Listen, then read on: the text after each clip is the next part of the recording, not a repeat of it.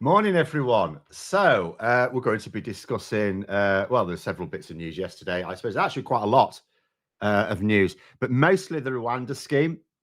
Not so much just because the Supreme Court have declared it unlawful, but what Rishi Sunak is doing next, because it speaks to me of what Rishi Sunak is doing in general, because we know he's not governing.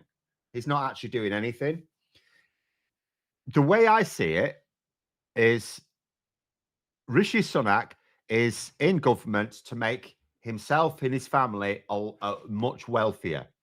You know, if you think about Rishi Sunak and his wife, collectively, his household's worth what? 750 to 800 million pounds. I forget where it's up to now. And people describe them as billionaires, and it's like, well, they're not really billionaires. They're not far off proportionally, but they would like to be billionaires. They would like to be billionaires. Obviously, Rishi Sunak's father-in-law is one of the richest billionaires in India. So if you're in government and you get to decide trade policy, tax policy, things like that, it's quite easy to make yourself very, very, like if I were in government and I were after changing things to make to improve my financial situation, it's actually quite tricky. I could make myself a little bit of money here and there, not, but if you are worth hundreds of millions, a little change in the tax rules here, a line in a trade deal here, and you can actually make yourself tens, if not hundreds of millions. Okay. Wangry Pagan, £2 super chat. Thank you very much. It's Tory double down time. Well, this is very much it. So what I'm trying to say is Sunak's motivation is to keep his government stable because he needs to work on feathering his own nest. He needs to work on his retirement plan. I think his retirement plan is the India trade deal. Now, the only reason I have any doubt about that, because the India trade deal would make his wife and his father-in-law incredibly wealthy at our cost. It would be, like all the others, a terrible trade deal for the UK, but it would make him incredibly wealthy. But it's difficult. They're not agreeing terms. Even when they do agree in principle, it still needs to be ratified. You could argue there isn't enough time. Even if the election were to be held in January 2025, there may not be time to get the deal agreed and ratified because Labour, if it's not ratified, Labour are unlikely to ratify it. Because it goes against their stated policy of not pursuing trade deals that don't allow them to align with the EU, which is a far more important market. And of course, Labour are not interested in a trade deal that basically just makes Rishi Sunak and his family rich. So Rishi Sunak, he wants stability. He wants his government to be stable. He doesn't want to be brought down because then his plans end.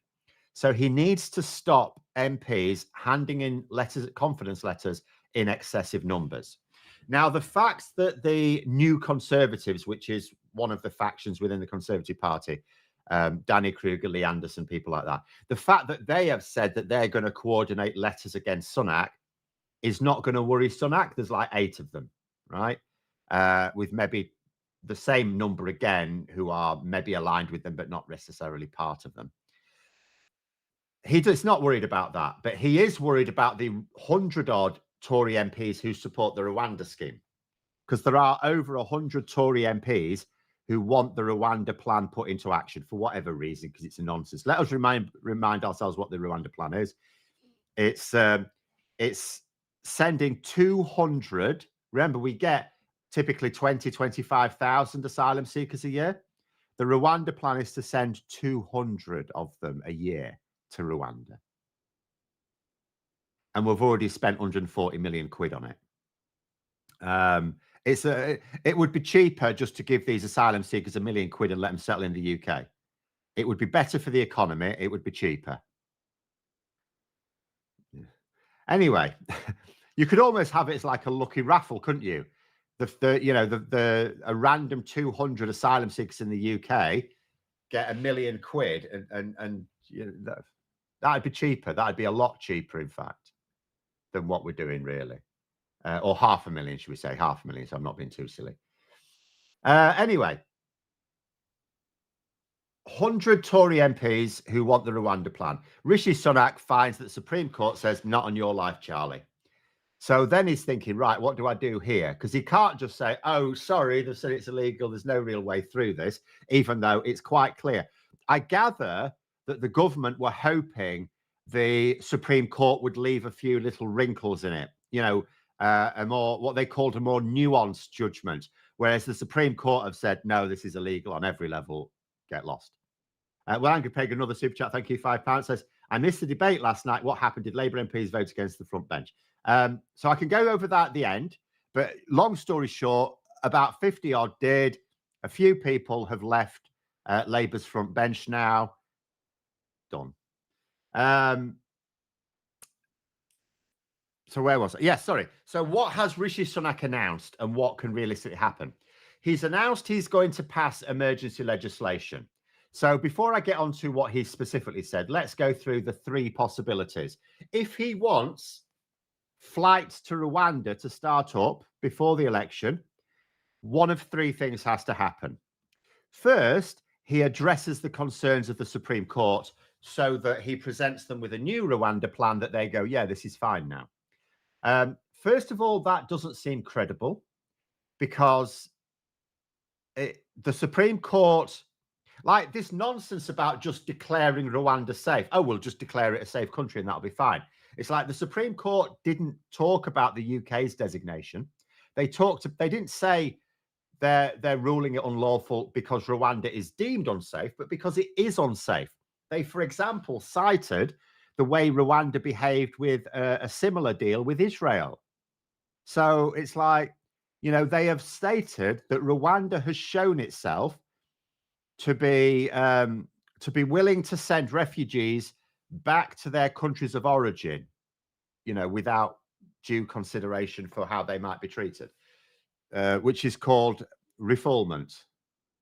So it doesn't seem credible at all that Sunak can possibly amend the deal in a way that satisfies the Supreme Court. But let's say he did, right? Let's say there was a way to do it. It would still be subject to legal challenges. Now, consider how long this legal challenge has taken, because it had to, first of all, go to the High Court, then the Court of Appeal, and then the Supreme Court. The same process will happen. There's not really enough time before the election. Because first of all, they haven't even presented a plan. So they haven't actually created a new plan. Then when they do, someone will challenge it in the High Court. The High Court will either agree with the government or not. It doesn't matter. They agreed with the government last time, then the Court of Appeal, then Supreme Court. So there's not enough time to do that. So second option, Sunak could ignore the court rulings. That's what he's suggesting. Oh, I'll just ignore the courts. So it's like, okay, you might be able to ignore the courts because you're a criminal. You've got no respect for the law. We get that. But who needs to actually carry out this scheme? You need Home Office officials. You need the police. You need a pilot. None of these people are going to ignore the court rulings. Oh, Steve Kirk, £10 super chat. Thank you very much. None of those are going to ignore the court ruling. So how are you going to, just by ignoring the courts, physically get these people rounded up, put on a plane and sent to Rwanda? Are you gonna get Lee Anderson on a pilot training course? I don't think so. So then the third option is that Sunak, he's talking about emergency legislation, right? So he tries to pass emergency legislation which either suspends the authority of the courts over the government or suspends human rights laws where government action is concerned. In other words, suspending the European Convention on Human Rights, as well as all the domestic law that underpins it, as well as all the UN laws that underpin it. Because remember, Justice Reed of the Supreme Court yesterday said, this isn't about the European Convention on Human Rights. He said there's loads of legislation underpinning this judgment, including domestic legislation. So Sunak would have to be talking about a massive amount of legislation, which take a long time to prepare. It would have to pass through Parliament. It would be a new low for the Tories if they allowed it to pass through the House of Commons, but then it goes to the House of Lords. There's surely no chance that the House of Lords allows that. No chance at all. And then what? Sunak, he can blame the House of Lords as much as he likes, but he can't do anything about it. The Parliament Act allows a government to ram through legislation through the Lords, but it has to wait for the following session of Parliament. Well, there isn't another session of Parliament because we're into the last session of Parliament before the election. So you just look at it and you just think there's all this is a way for Rishi Sunak to try and convince the headbangers on the far right of his party that he's going to sort it. It's don't worry, lads. I'm not taking this lying down. I'm not giving up. I'm gonna keep trying. We're gonna keep pushing this through. That's all he's doing to stop them putting confidence letters in. Because just to be clear, it's not that Sunak is in danger of losing a confidence vote. It's that even if a confidence vote even takes place, his authority is fatally weakened. And it makes an early general election more likely. And like I said, I think Sunak wants time. It's all right talking about, I think, a May general election is more likely. I actually believe that Sunak doesn't know when the election is yet because he wants to achieve something. When he's achieved it, he'll go to the polls. If he was to get his India trade deal in time for March, he would call the election for May. But I also believe that if he hasn't got the India trade deal sorted out by the spring, and he thinks he can get it sorted out by the autumn, I think he will delay and go for an autumn general election if his party is stable enough to last that long. So this is entirely about stability. Anyway, I'll catch up with some comments because I've waffled on a lot there.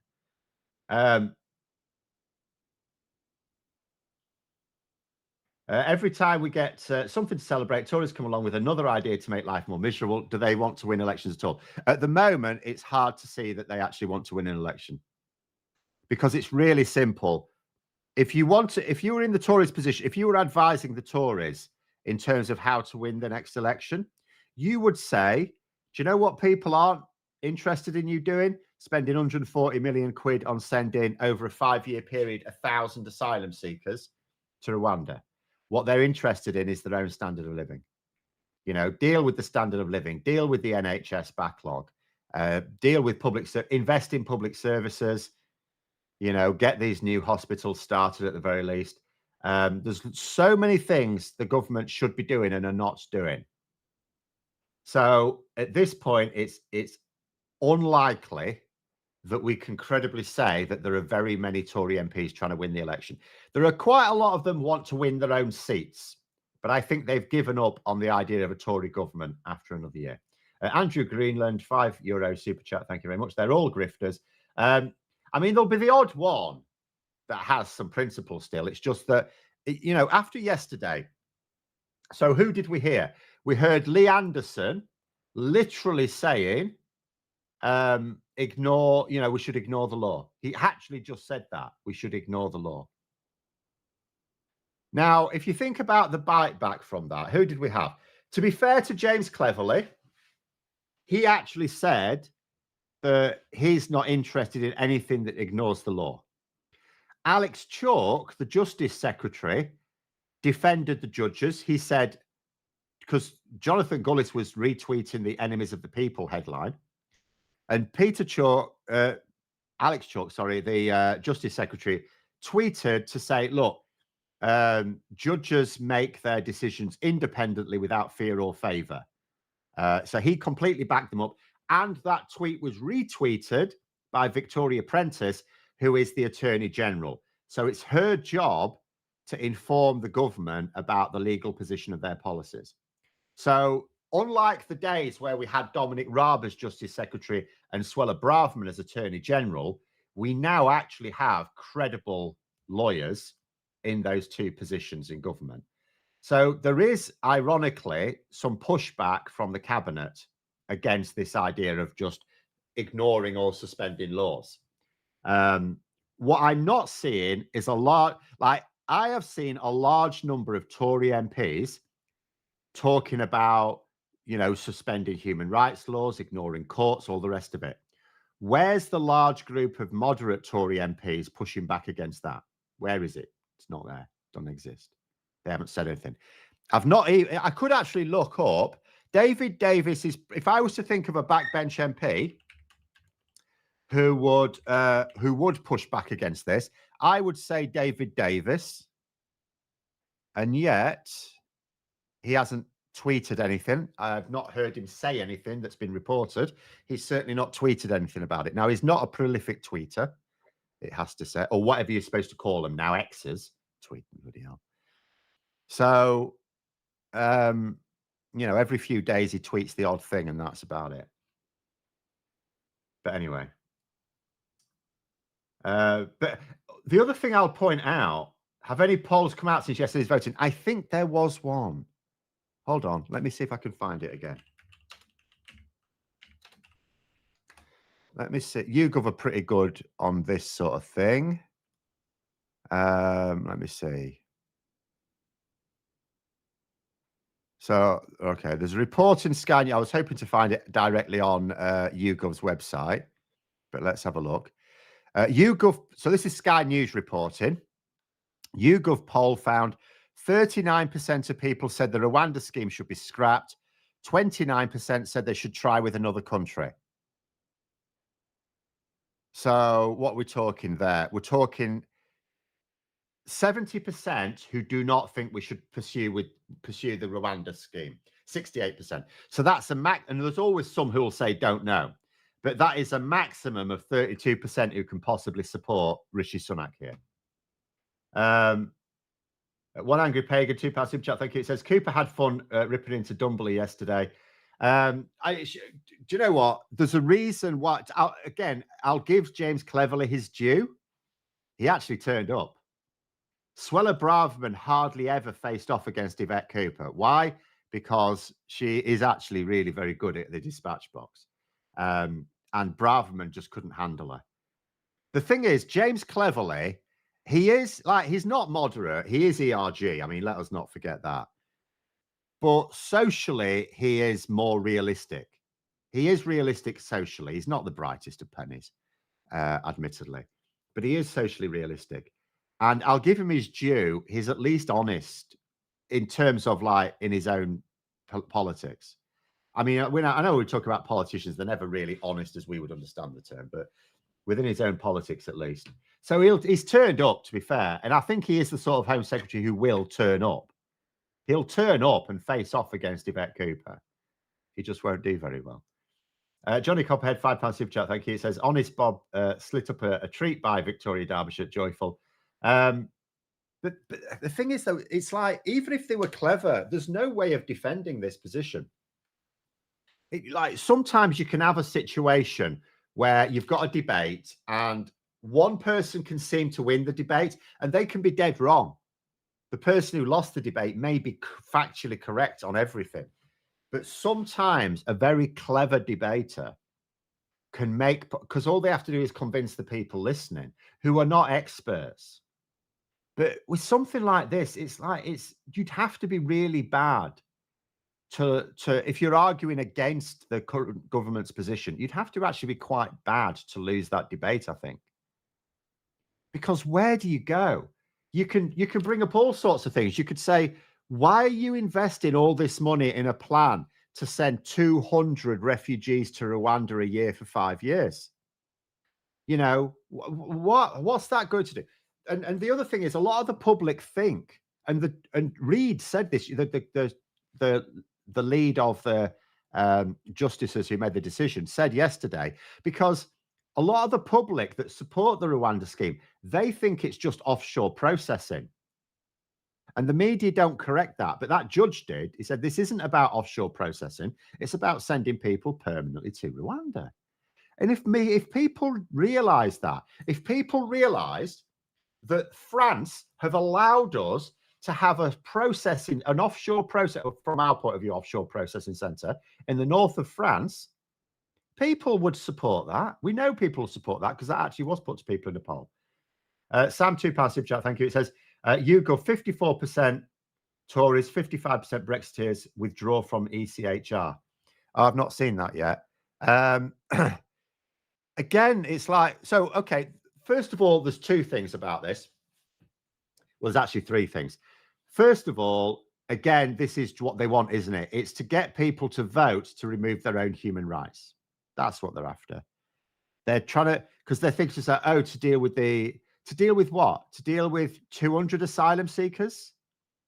They want to suspend 68 million people's human rights to deal with 200 asylum, because that's all it's dealing with.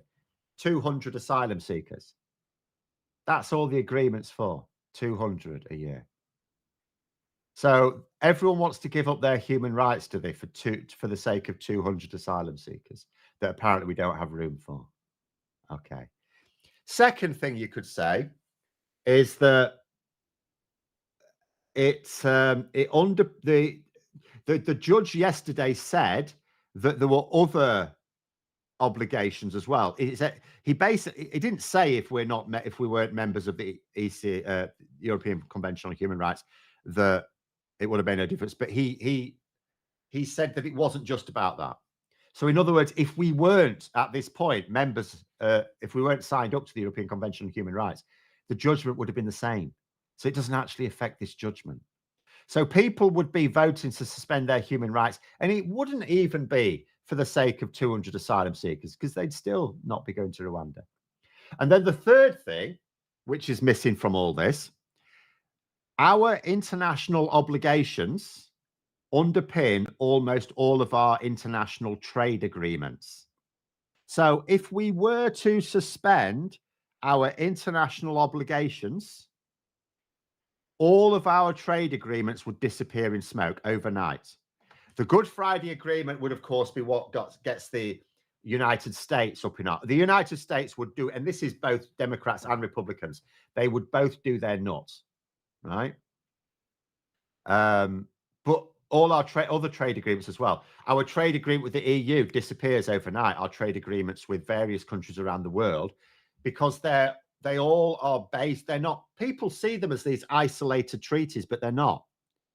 They're built on the framework of our general shared international agreements. So if we suspend them, all those trade agreements are null and void. I mean, imagine that. Imagine the panic we had about what a no-deal Brexit might do. This would be a no-deal Brexit for the whole world. Imagine what that would do. It's a non-starter. Even if Suella Braverman became the prime minister, she could not do this. She could not do it, because if she even tried, the rest of the world would not be silent about what it would mean. They'd say, all these trade deals are going to get torn up then. Is that what you want? The American ambassador would be hammering on her door.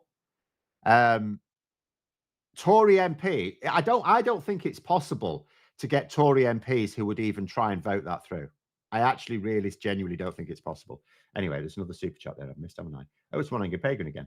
£5, thank you. It says, did any big names leave the front bench, and how much will last night affect Starmer and Labour going forward? Okay, we'll do this last few minutes then. Only Jess Phillips, really. There were a few others in there that, if you're within the Labour movement, are, familiar to you. But in terms of a big name that would be known to the public, Jess Phillips, that was it.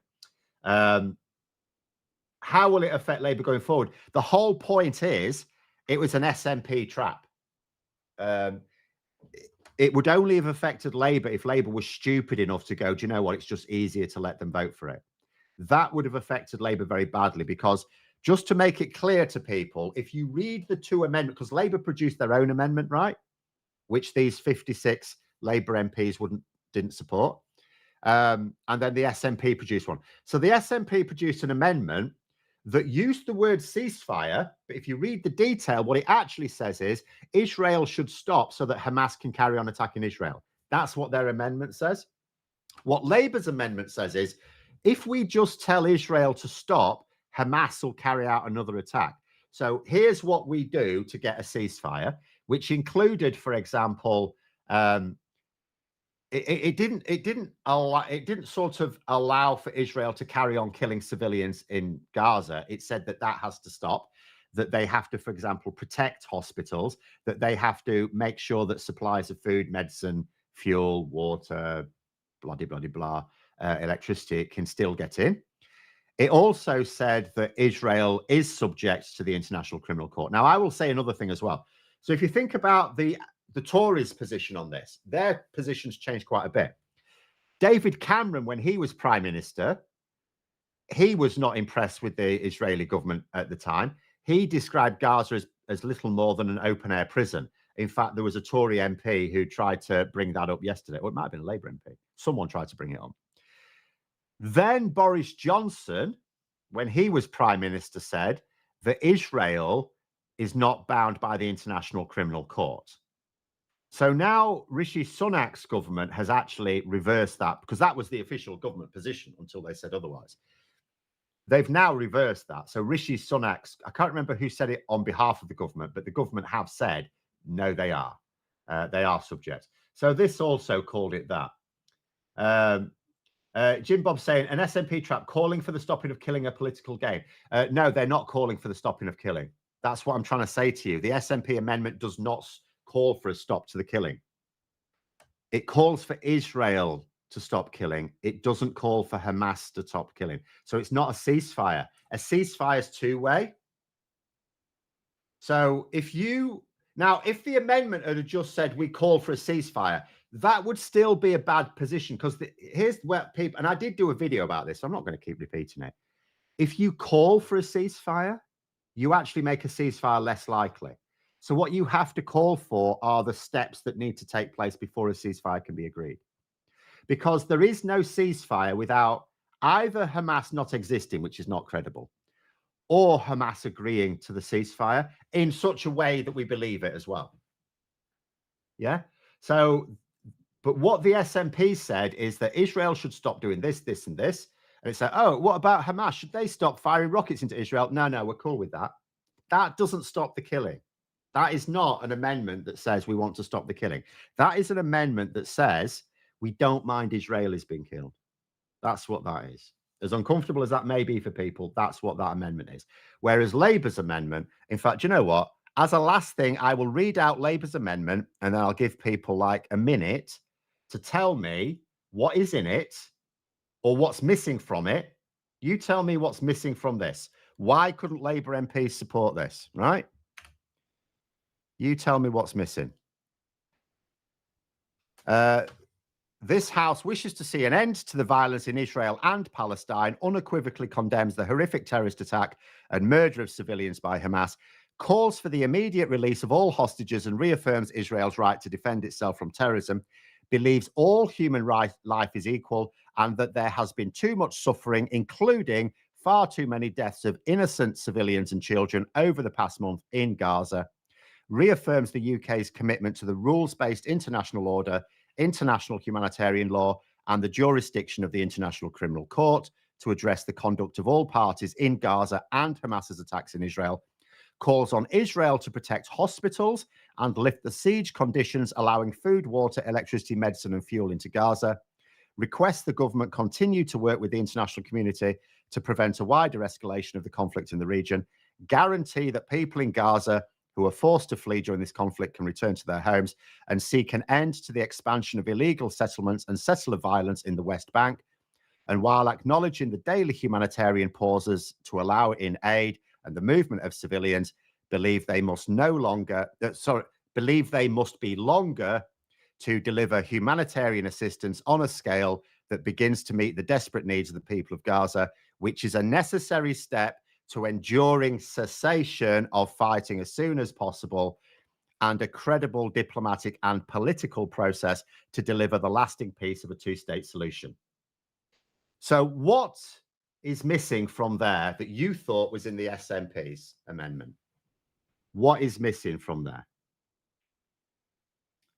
I'll give people a couple of minutes. What I will just say is, while I'm waiting for that, I won't end the stream until I've given people a minute or so to tell me what is missing from there that those Labour MPs could not support, because they didn't vote for that, bear in mind.